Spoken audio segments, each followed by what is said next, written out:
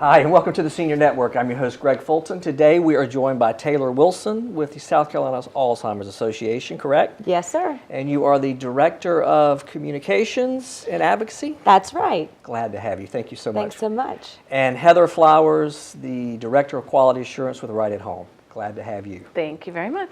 Well, Taylor, tell us a little bit. We were talking earlier that, you're on the road a lot, going around, talking about what all you guys do. So give us a little input, if you will. Absolutely. So the Alzheimer's Association is a nonprofit leader in the field of Alzheimer's and dementia care and support and research. So first thing that we do is we provide care and support to families who are facing a dementia diagnosis. Okay. Now, initially people hear Alzheimer's Association, they think it's only Alzheimer's, but it truly is all forms of dementia that we provide support for. Sure. It's just the name gets a little bit long when you start adding in Alzheimer's and other related dementias association. And I think they wanted us to be able to answer the phones a little faster. So we actually cover all types of dementia for families that are facing that disease. We provide one-on-one care consultations. We provide online workshops, in-person educational opportunities. And then we also provide research grants to researchers who are looking to try and find a cure or a treatment for Alzheimer's. So with that being said, in South Carolina specifically, the South Carolina chapter of the Alzheimer's Association serves all 46 counties. Okay. So anywhere in South Carolina, we are able to come to you, provide you with that one-on-one education, one-on-one consultation, and we're also able to provide respite vouchers.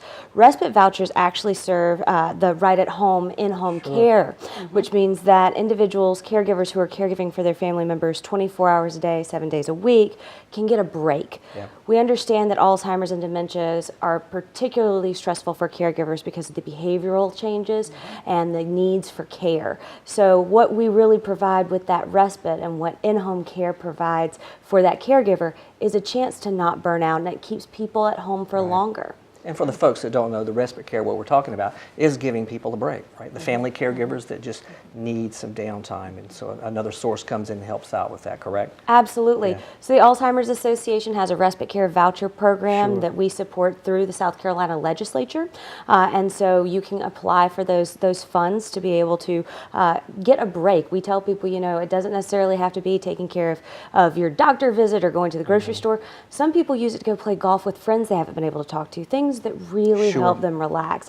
And it's really great that in-home care services are able to provide that respite. Is that need-based, or can anybody get that respite voucher? Anyone can get the respite voucher. There is a limit on the amount of money that is in that pot, of course. However, it's not limited to income. It just needs to be something that is applied for by the caregiver.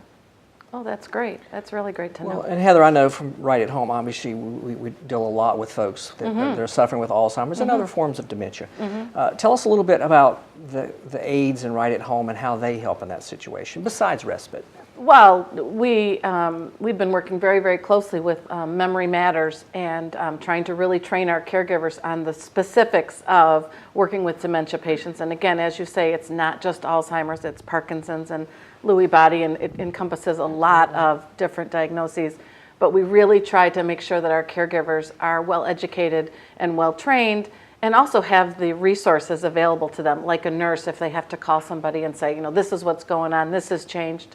But your organization is one that we really utilize to, again, just give that comfort to the family, more so than anything else, because we're there for 4, 6, 8, 10, 12 hours, but the family member could be there, all the other time, and they do need a little bit of a break. And I think about my own family. My father had Parkinson's disease, and my mother could have utilized a lot of the services, that was available.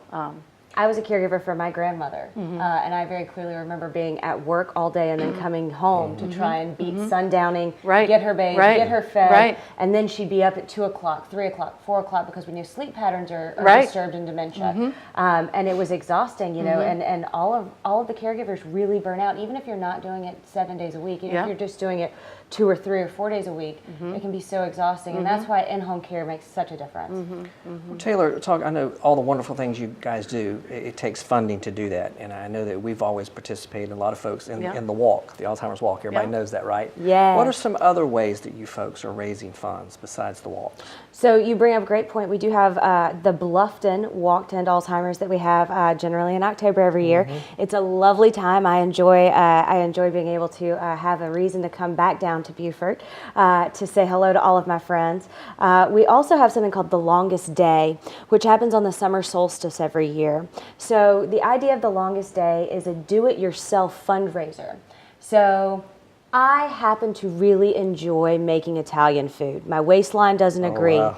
Pasta is not your friend, but on the longest day it can be. So what I do is I am asking all of my friends to come over on the summer solstice, put a little money in the pot, and I'll feed them lunch or dinner. So I'll be cooking all of these pasta dishes all day long. I'm going to be putting it on Instagram, asking people to donate to the link. Right. And then, it's just a personalized fundraiser. So if you enjoy gardening and you want to plant a community garden that day and raise money, then you can do that. But essentially what it is it's a day where the sun shines the longest, that we shine the light on the disease. Oh, I love that. Yes. Oh my And gosh. So we have the longest I'm day. totally doing that this It's on year. the summer solstice, and you can choose whatever you want to do. My grandmother was a little bit more functional last year, so we did coloring all day because she really enjoyed coloring books, those adult coloring books. Oh, yeah. And just had people donate to that, and I had my family members buy pieces from me.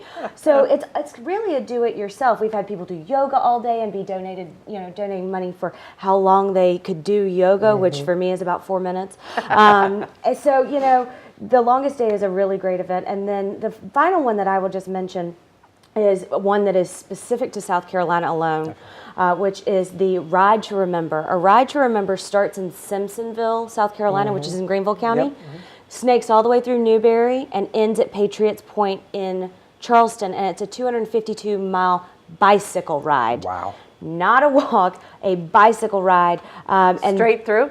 it's 3 days in the middle of July.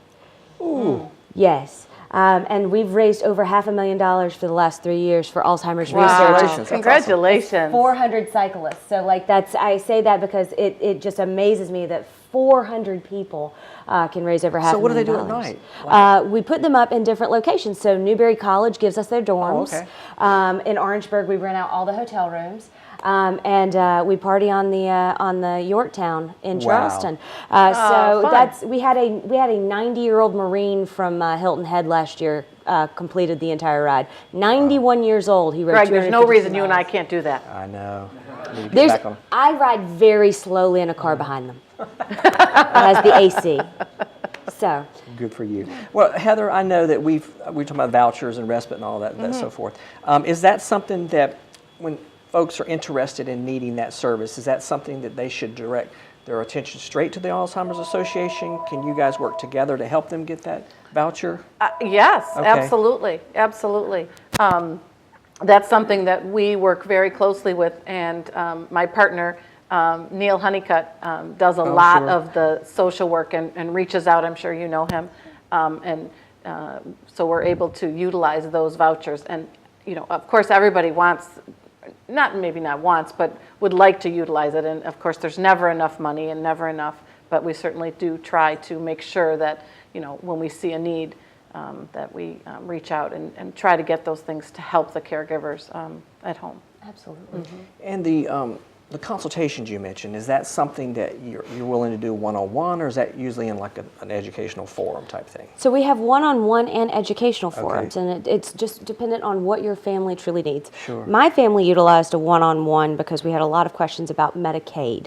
So Medicaid is a very complex system. Owning property can really kind of complicate that process, but care, long-term care, more than assisted living, even memory care can be extremely expensive. You go through retirement very quickly. And so we were really having a hard time understanding that process. And I work for the association. Sure. Yeah. Imagine that I didn't, and so that's why these one-on-one consultations are really important, because everything is very private and very confidential.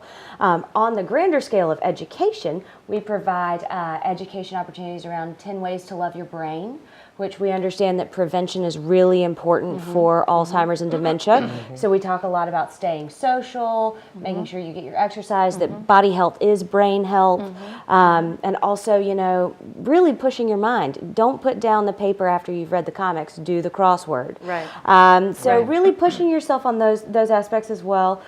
We also do difficult conversations for caregivers. So you can be in a workshop room full of caregivers who are all having to have the conversations. It's time to stop driving.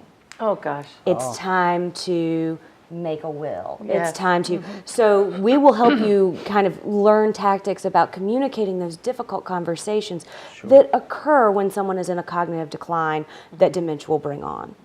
Do you have like a hotline? Could a caregiver call you or call somebody and say, you know, I don't know what to do, or is that sort of not your thing? I feel like you've been planted here for me to remember that. Yes, we do have a hotline. It is our helpline. It's available 24/7, staffed in 81 languages. Oh, wow. Which is wow. amazing. I didn't know there were 81 languages, and if I really, it just makes me sad that I didn't know that.